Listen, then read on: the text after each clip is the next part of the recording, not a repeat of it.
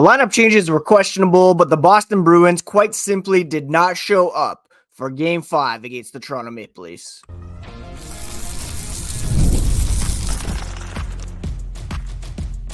You're Locked On Bruins, your daily podcast on the Boston Bruins, part of the Locked On Podcast Network, your team every day. What is up, Bruins fans? Welcome back to the Locked On Boston Bruins podcast. I'm your host, Ian McLaren, and this is a daily show where we discuss all things Spoked B.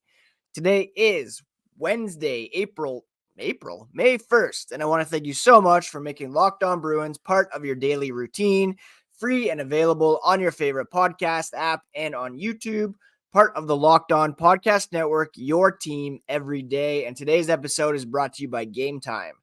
Download the Game Time app, create an account, and use code LOCKEDONNHL for $20 off your first purchase. Oh boy, where do we even start? The Boston Bruins had an opportunity on Tuesday evening to advance to the second round, playing an Auston Matthews-less Toronto Maple Leafs team on home ice, and they couldn't get it done, losing 2-1 in overtime. We're going to get into their failure to show up, the lineup changes, what's next. First, a quick reminder, you can find the podcast on social media at Locked NHL Bruins, and you can find me, a lifelong Bruins fan who's been covering this team for various outlets for 20 years or so, hosting this podcast for the past 5 years. Before that, I was a full-time hockey news editor for The Score. And you can find me at ENC McLaren. And yeah, follow along on Twitter, Instagram, X, whatever you want to call it. All right. Oh, boy. The Bruins doing it again. All right.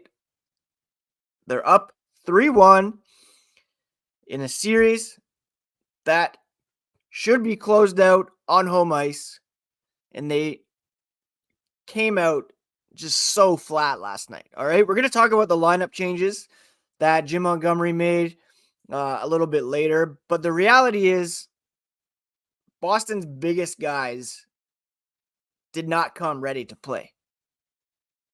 They were wildly outshot in the first period. The attempts in the first were 30-7, I believe. The Leafs came out more desperate, with purpose, and the Bruins just treated it like it was a regular season game in November. They were outshot 11-2 in the first period. They were able to bring the shot total back to respectability. It was 33-28 when all was said and done. And the Bruins actually did have the lion's share of high danger chances in this game, according to Natural Stat Trick. 14 compared to 5 for the Maple Leafs. Unfortunately, the Leafs cashed in on 2 of those. The Bruins could only cash in on 1. Full credit to Joseph Woll in Toronto's net. He stood tall and played very, very well, matching Jeremy Swayman save for save. But the Bruins, for at least half this game, just looked incredibly flat. They did not look like a team that was on the verge of advancing to the second round. They looked like a team that was hesitant, sloppy, just no jump at all. And it's inexplicable, really. How do you come out with a chance to advance with the other team missing their star player, the best goal scorer in the National Hockey League? How do you come out and not take advantage of that? Head coach Jim Montgomery said they weren't good enough. Just as simple as that. Toronto came out ready to play. They took it to the Bruins, and Boston wasn't ready to match their desperation. It's inconceivable that you allowed this to happen. We've seen this on home ice in years past. Just last year, the Bruins lost Game 5 in overtime. They lost Game 7, of course. Go back to 2019. Everybody talks about that, momentous Zdeno Chara jaw game where he came out, full cage, broken jaw. They lost that game. And then they lost game 7 on home ice to the St. Louis Blues. How does this keep happening? There's no excuse for this. You have to have that killer instinct in the playoffs. It doesn't matter if your fourth defenseman is switched out and a fourth liner swapped out. The biggest guys have to come ready to play. And that quite simply did not happen last night. And it's just inexcusable. I don't have an explanation for it. There's no excuse or justification for it. Trent Frederick led the team with 4 shots on goal in only 11 minutes and 9 seconds of ice time. David Pastrnak had 4 shots on goal and almost double that. Was not able to get anything past Joseph Woll. And the Bruins were just, kind of dominated in this one. We'll talk about the face-off impact when we discuss the lineup changes. But the Leafs just came out ready to play.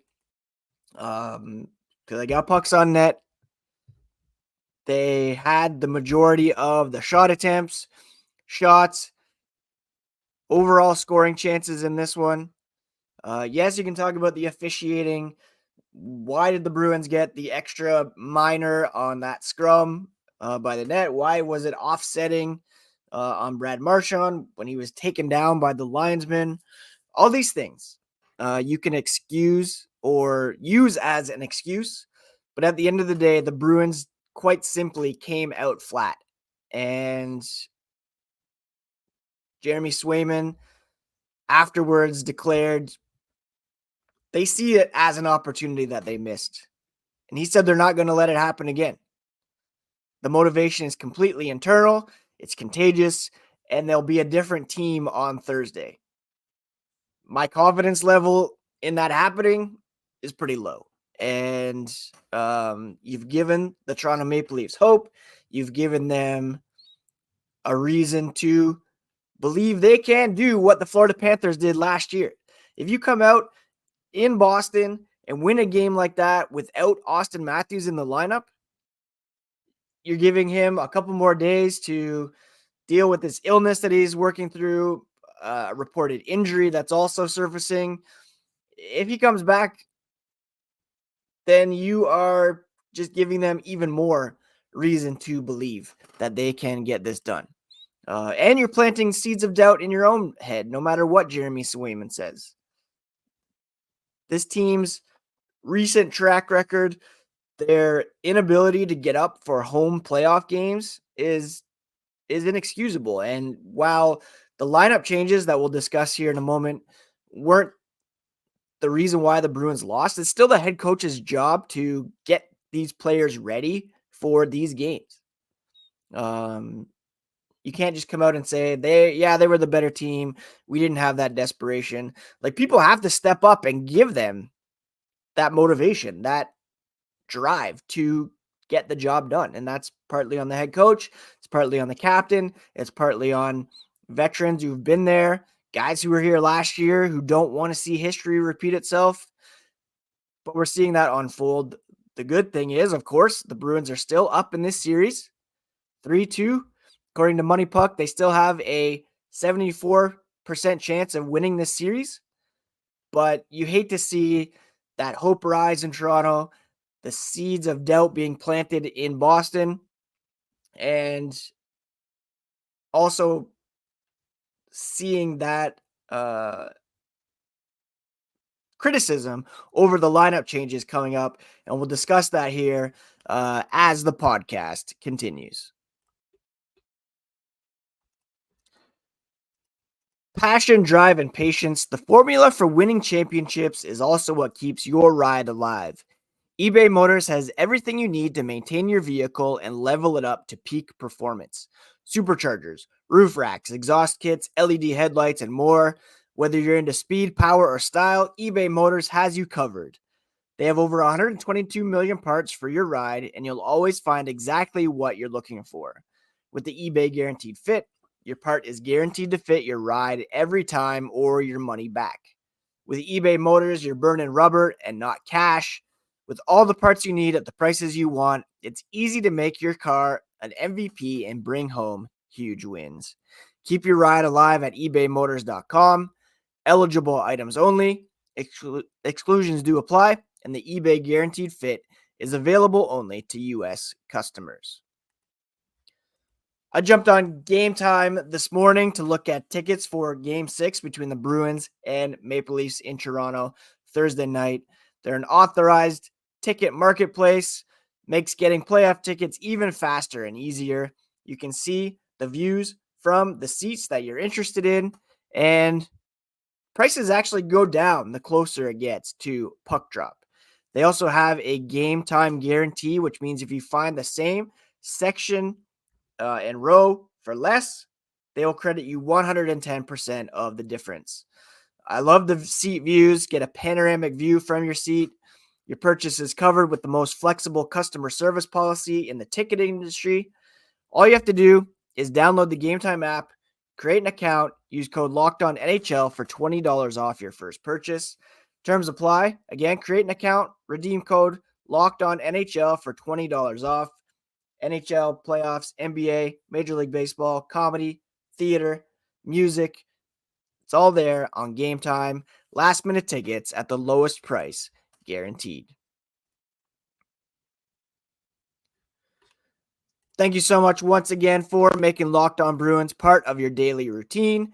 Free and available on your favorite podcast app and on YouTube, where you're part of the Locked On Podcast Network, your team every day.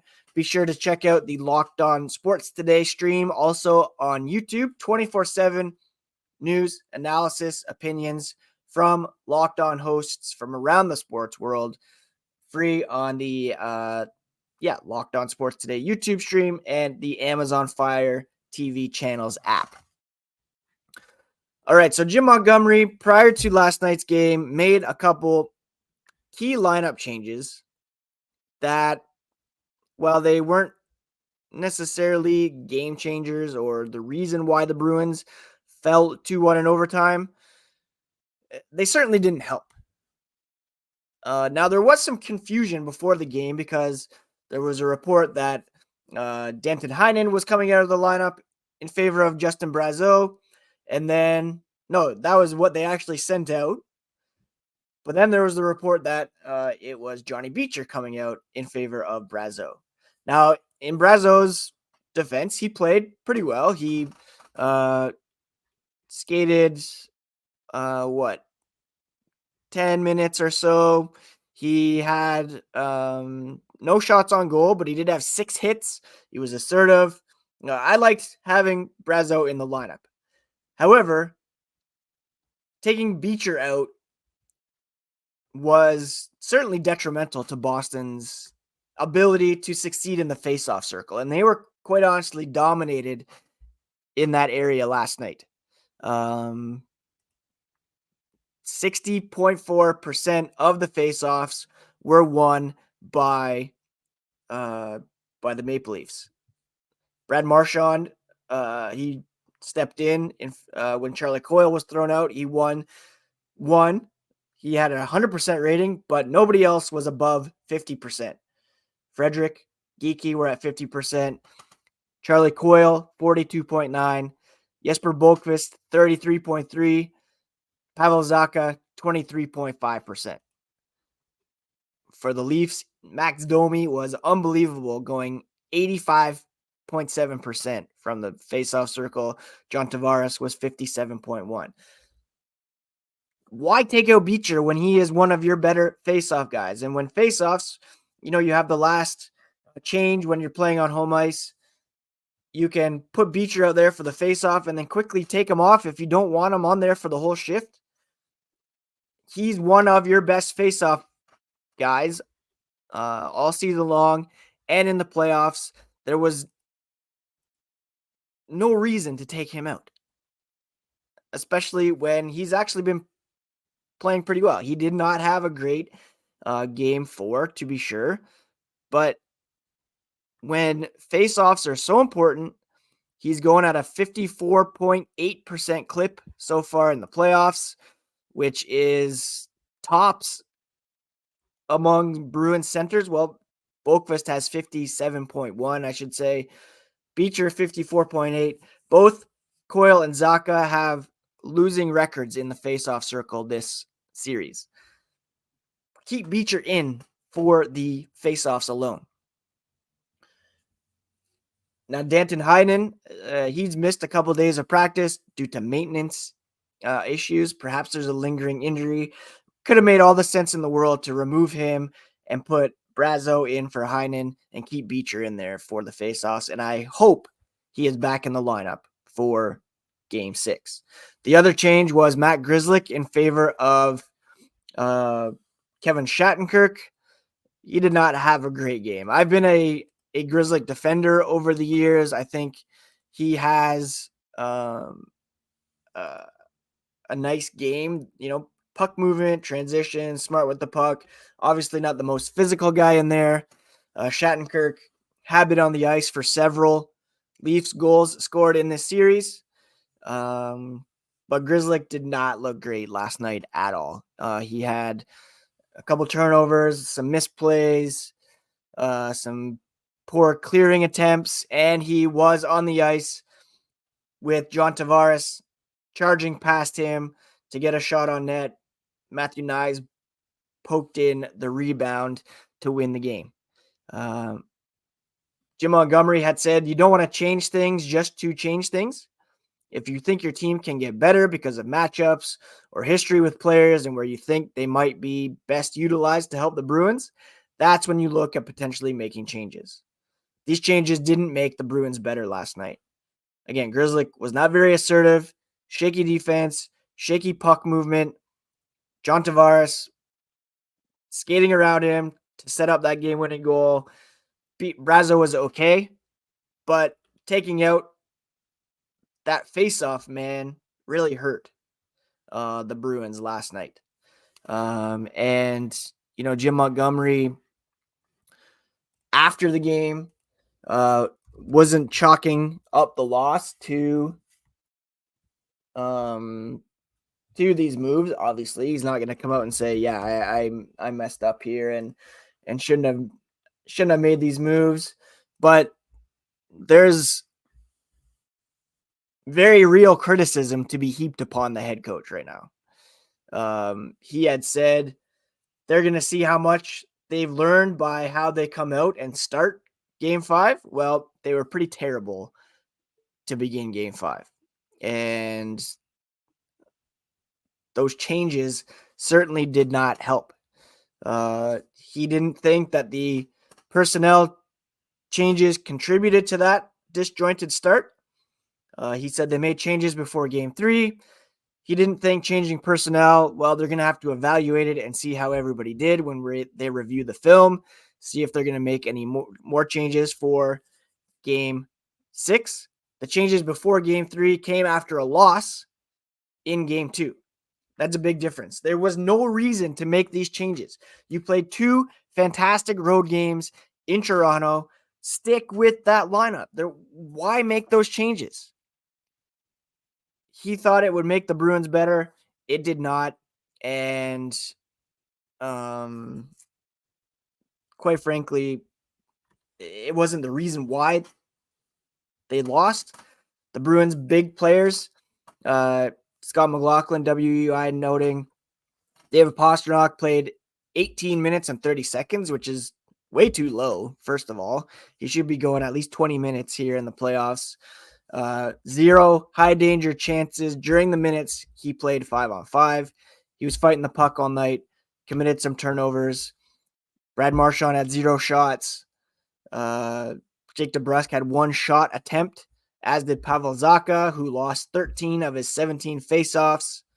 Hampus Lindholm had some turnovers. The Bruins' best players were not very good last night. That's the reason why they lost. But these other moves didn't help, especially if you're constantly chasing the puck from losing faceoffs. And now we have to talk about Is that seeds of doubt planted in the Bruins' heads? Have they given the Leafs too much hope? Who's going to start game 6? Do they go back to Swayman or do they go to Ullmark?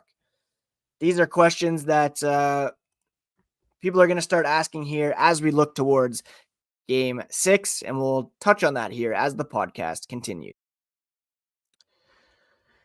All right, if you're looking for a nice distraction from the Bruins' loss last night, I cannot recommend Monopoly Go highly enough. We got to pause here and talk about it. I know what you're saying. You've been talking about it a lot lately, but there's just so much good stuff in this game. In Monopoly Go, for example, you can team up with friends for timed tournaments where you work together to build up each other's boards. The more you win together, the more awesome prizes you unlock. And there's so much to get. Unique stickers you can trade with friends to complete albums for big prizes. Cool new playing pieces to travel the boards with. Hilarious emojis for taunting your friends when you smash their buildings or rob them of their money. Plus, Monopoly Go feels new and exciting every day with constantly changing tournaments and challenges. A ton include their own unique mini games like digging for treasure or a robot pachinko machine. Always new timed events that help you win big. Go download it now free on Google Play or the App Store. Monopoly Go. Game on. All right, so instead of talking about round 2, looking ahead to the Florida Panthers, we're forced to look once again back at last year's series and hope that it's not happening again. Again, Boston's best players did not step up in this game. That's one of the big reasons why they lost. Joseph Woll was fantastic in net for the Toronto Maple Leafs. He kept whatever offense they could generate out of the net, aside from that one Trent Frederick goal. Those were the two key differences. But the lineup changes did not help. And now we're looking toward game 6. Is Jim Montgomery going to course correct? Is he going to put Kevin Shattenkirk back in for Matt Grzelcyk? Will Derek Forbort, who appears game ready, be pressed into action instead? Is Beecher going to be out there for his face-off capabilities? And who comes out? Is it Heinen? Is it Brazo? Is it somebody else? And who starts game 6? Do the Bruins, because they suffered this loss, do they stick with Jeremy Swayman, who is now 3-1 with a .952 save percentage in this series? He's allowed 6 goals in those 4 games. Or do they turn to a very hungry Linus Ullmark, who still played very well in the 3-2 loss in game 2? He's got a .912 save percentage. We know it's going to be Joseph Woll in net for the Maple Leafs. Do the Bruins counter with their own goalie change, or do they stick with Jeremy Swayman? You can't pin last night's loss on Swayman. He was probably their best player once again. And he came out and said, they're very confident. They think that they can and will get it done tomorrow night. Again, Swayman said they're not going to let this happen again. The motivation is completely internal. It's contagious in the locker room, and there'll be a different team come Thursday. He said the locker room after the game, he got goosebumps. It's really exciting, and they know they're going to respond. The Leafs have already responded, though, and they have the upper hand at the moment, despite the fact they're still down in the series, and the Bruins have the best chance of advancing. They still have, let's put this in perspective, they're still up 3-2. They still have 2 games to get this done. They've played amazing in Toronto. They got to get back to that playoff road mentality, keeping it simple, shutting things down. Who knows whether or not Auston Matthews is going to be available. Seems like he's dealing with this lingering illness as well as a other injury issue that's popped up, according to Elliot Friedman. The Bruins need to get back to what worked in Toronto, keeping it simple, get pucks on net. David Pastrnak really needs to get it going too, though. I don't know if something's bothering him physically, but we need to see that huge game moment that we have not seen as of yet in this series. Unfortunately, everybody went quiet in game 5, but Brad Marchand obviously has been excellent in this series. Jake DeBrusk with 3 goals, 2 assists so far. Pastrnak only 2 goals, 2 assists through 5 games. He really needs to pick it up here. And 15 shots through 5 games. Yeah, just needs to pick it up, certainly. The big question will be who gets the start. I imagine it will be Linus Ullmark, just because, they switched back after Ullmark lost game 2. Swayman gets the loss. This is why you have the rotation. Use it. Change things up. Give the Leafs a different look, a different guy to shoot on, and see what happens. I'm still fairly confident in this team. However, I don't feel great this morning. The vibes are not great. I did not want to go to my first softball game tomorrow night, which is made up of largely Leafs fans, with these seeds of doubt being planted. I would have liked to just end it last night. Alas, that's not what happened. And again, the lineup changes did not help. That's not the reason they lost. The reason they lost was because their best skaters did not show up. And that's just the long and short of it.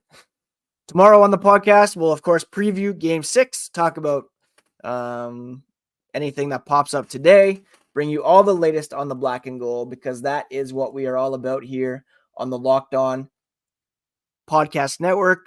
Your team every single day. I hope you're all doing well, taking care of yourselves, taking care of each other. Happy Wednesday. Happy May 1st. Can't believe it's May already. And we'll talk to you again here tomorrow, friends. Peace.